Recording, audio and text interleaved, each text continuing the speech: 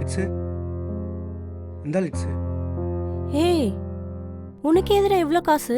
Lids இதில் 1,00,000 இருக்கு. இந்த பணம் யாரால கிடைச்சது, எப்படி கிடைச்சதுலாம் கேட்காத.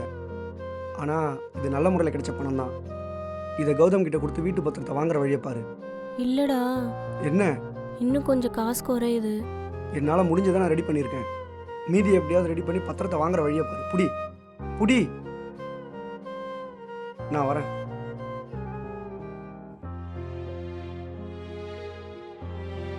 இவகிட்ட கேட்கலாமா என்னமா? சரி வேண்டாம்.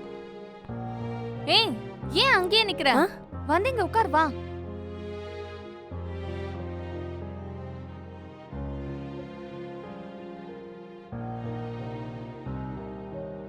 என்ன ஆச்சு? ஏன் ஒரு மாதிரி இருக்க? என்கிட்ட ஏதாவது சொல்லணுமா?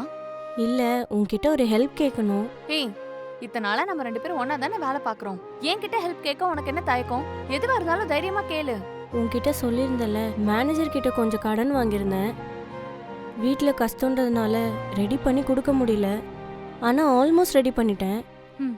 ஒரு 20,000 ரூபாய் குறையுது. ஏய், என்கிட்ட காசு கேட்க உனக்கு என்ன தயக்கம்? ஒரு நிமிஷம் இரு. இந்தா, இதுல இருக்கு, இதுல எடுத்துக்க. புடி, இந்தா.